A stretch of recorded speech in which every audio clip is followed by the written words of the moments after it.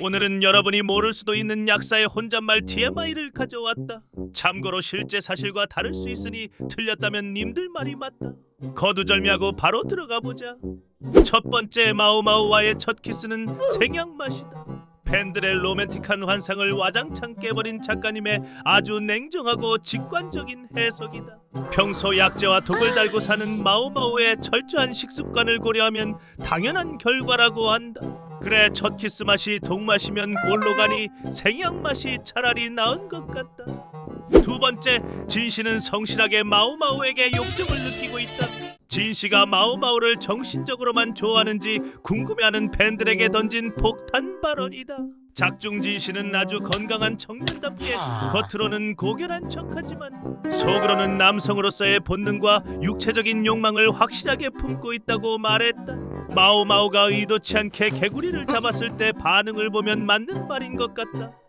세 번째, 진씨 앞에서 마오마오의 맥박이 뛰는 건 생존 본능이다. 진씨가 스킨십을 시도할 때 마오마오의 맥박이 뛰는 건 연애적인 설렘 때문이 아니다. 포식자에게 습격당한 피식자의 생존 본능과 이 인간을 어떻게 때려 눕혀야 합법적으로 탈출할까 계산하느라 뇌가 불가동되어 맥박이 뛰는 것이라고 한다. 진씨의 말 한마디에 모가지 댕거은 숨 쉬는 것보다 쉬우니 당연한 본능이라고 생각된다. 네 번째, 진씨는 마조이즘 성향에 눈뜨고 있다. 남들은 다 자기한테 아부떨고 실실 기는데 마오마오만 벌레 보듯 보니까 그 차가운 시선에서 묘한 쾌감과 집착을 느끼고 있다. 이미 평범한 정신 상태는 아니라는 것이 작가의 설명이다. 진씨 이 녀석 애니 초반에 심상치 않다더니 역시 나구나. 다섯 번째, 세계관 서열 1위는 마오마오다. 무력으로 싸우면 당연히 진씨가 이기고 정치적 수싸움은 라칸이 이기지만 마오마오가 한마디만 하면 둘 다 그 자리에 얼어붙기 때문에 결국 마오마오가 최강자라고 한다. 진씨 입장에서 보면 세계에서 유일하게 나를 매몰차게 대하는 일방적으로 연모하는 상대이고 라칸 입장에서 보면 사람들이 거의 다 바둑알로 보이는 인지장애를 가졌음에도 그 장애를 뚫고 정상적으로 보이던 여인과의 인연으로 태어난 소중한 딸이니 당연한 것 같다. 여섯 번째, 마오마오의 가슴 성장 가능성은 0%다. 작가 피셜 완전히 성장이 멈췄다고 한다. 작중에서 마오마오가 가슴이 커지는 약초를 찾으려고 시도해보긴 하겠지만 의학적 한계로 처절하게 실패할 예정이라고 작가님이 못을 박아버렸다. 울지 마라 마오마오. 일곱 번째, 진씨는 여장할 때 뽕이나 패드를 넣지 않는다. 의복의 구조를 이용해 시각적 착시를 일으키거나 부드러운 천을 여러 겹 덧대어 자연스러운 볼륨감을 만든다. 그리고 이 가슴 만들기 분야의 숨은 전문가는 바로 가오슌이다. 가오슌, 너 이 자식 그런 취미가 있었구나. 여덟 번째, 사실 진씨가 마오마오보다 가슴이 더 크다. 마오마오는 또래에 비해 키도 작고 빈약한 체형인 반면 진씨는 검술과 무예를 꾸준히 연마해 탄탄한 대흉근을 가지고 있다. 그래서 순수한 가슴 둘레를 측정하면 진씨가 가볍게 이긴다고 한다. 울지 마라 마오마오. 아홉 번째, 진씨의 진짜 나이는 겨우 18살이었다. 작중 초반 진씨는 자신을 24살이라고 속이고 환관 노릇을 한다.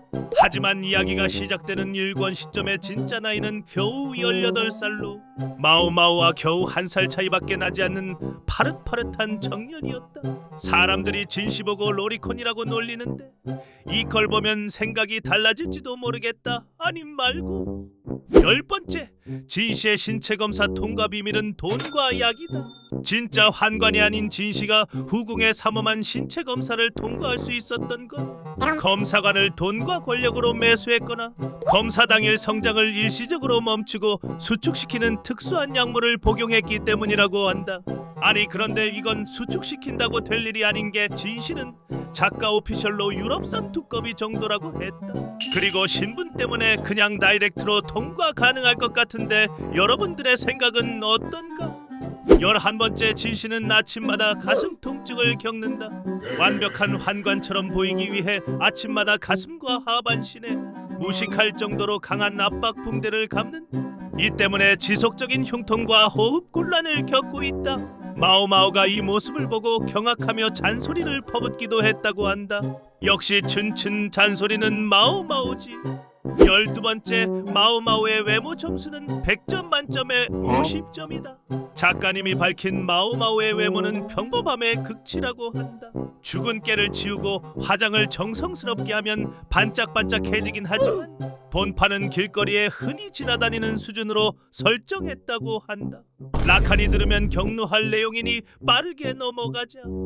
13번째, 마오마오는 독뿐만 아니라 술도 안 취한다. 작가님 언급에 따르면 마오마오는 아무리 마셔도 취하는 법이 없으며 숙취조차 겪지 않는 말 그대로 인간 블랙홀 같은 주량을 자랑한다고 한다. 여러분은 마오마오랑 주량 내기를 하는 어리석은 짓은 생각도 하지 말자. 14번째, 마오마오가 눈알 뒤집고 환장하는 독은 4가지다. 일반인에게는 바로 하늘나라 직방 티켓 퍼스트 클래스로 탈 만큼 치명상이지만 마오마오에게는 최고의 별미이자 연구 대상인 4대 독 성분은 보거독, 투구꽃독, 질납산 벌꿀, 그리고 납성분이 잔뜩 든 화장품이다. 15번째, 마오마오가 가장 싫어하는 미각은 단맛이다. 단맛을 일방적으로 싫어한다기보다 미각이 너무 예민해서 단맛이 너무 강하면 음식 본연의 맛이나 약재의 향을 가리기 때문에 달기만 한 음식을 질색한다고 한다. 여러분도 마오마오를 꼬시고 싶다면 달달한 디저트 말고 쌉싸름한 독을 가져가 보자. 16번째, 마오마오의 왼팔 흉터는 최소 7개 이상이다. 자신의 몸을 생체 실험실로 쓰기 때문에 온갖 독과 약을 테스트한 칼자국과 화상 흉터가 가득하며 이를 숨기기 위해 항상 붕대를 감고 다닌다. 이미 11살 때부터 인간 생체 실험에 첫 발을 내디뎠다고 한다. 나는 11살 때 자전거 타고 놀러 다녔는데 이게 무슨... 17번째, 마오마오가 독을 먹을 때 주변은 소름 돋아한다. 애니메이션에서는 귀엽거나 황홀하게 연출되지만 실제 현장에 있는 시녀들이나 환관들은 진짜 광기를 눈앞에서 보고 소름이 돋아서 뒤로 한 걸음 물러설 정도로 무서워한다고 한다. 18번째, 세계관 최고의 위생 결벽증은 마오마오다. 약을 다루다 보니 전염병이나 세균에 민감해서 유학 시절부터 손 씻기와 도구 소독을 강박적으로 했다고 한다. 반면 고귀하게 자란 진씨는 세균 개념을 몸으로 체감하진 못하는 편이다. 19번째, 가오슈는 거세를 하지 않은 진짜 남자다. 아내와 자식까지 있는 엄연한 품절남이다. 진실을 보필하기 위해 후궁에 들어갈 때만 남성의 기능을 일시적으로 억제하는 특수한 비약을 마시는 것인데 이 약이 몸에 엄청난 무리를 준다고 한다. 저러다가 나중에 재기능 못하는 거 아니냐? 20번째, 가오슌의 스트레스 지수는 매우 높다. 진씨의 온갖 뒤치다거리를 하느라 하루도 마음 편할 날이 없어서 작가 공인 작중 가장 위궤양에 걸리기 쉬운 인물 1위로 꼽혔다. 게다가 집에 가면 무서운 여장부 아내의 눈치만 보는 공처가라고 한다. 마오마오야, 가오슌 약 좀 지어줘라.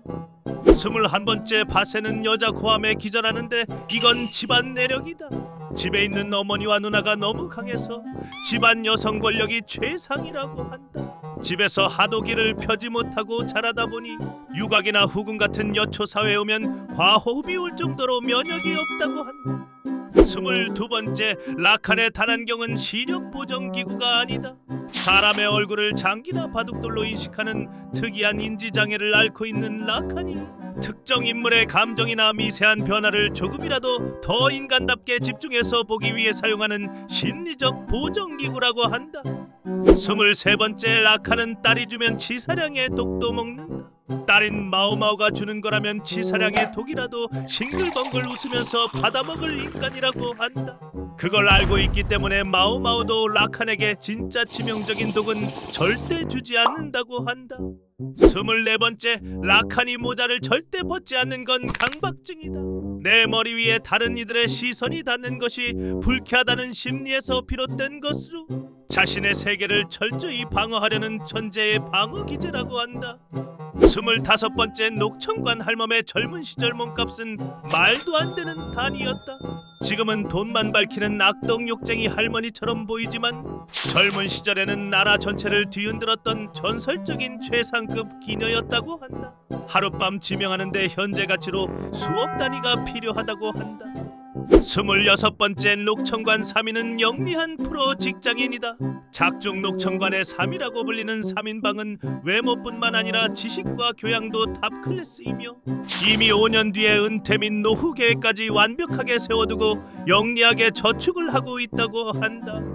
27번째 교쿠요비가 눈치 말렙인 건 혼혈이기 때문이다. 교쿠요비는 이국적인 외모 때문에 어릴 적부터 출신 성분으로 인한 정치적 견제를 많이 받으며 자랐고 그 과정에서 사람의 본심과 궁중의 암투를 파악하는 생존 본능이 말렙이 되었다고 한다. 28번째 아도피가 후궁을 나간 건 외모 고뇌 때문이다.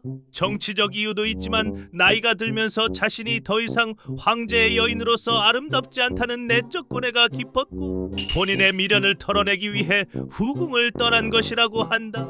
29번째 마오마오의 이름은 데스노트 방지용이었다. 동물 이름을 붙여두면 나중에 혹시나 마오마오를 죽여야 할 때 작가 본인의 마음이 조금이나마 덜 아플 것 같아서 고양이 묘자를 2번 써서 지었다고 한다. 다행히 지금은 죽일 생각이 없다고 한다. 그런데 마오마오 죽으면 완결 아니냐? 30번째 작품 속 글자들은 사실 한자가 아니다.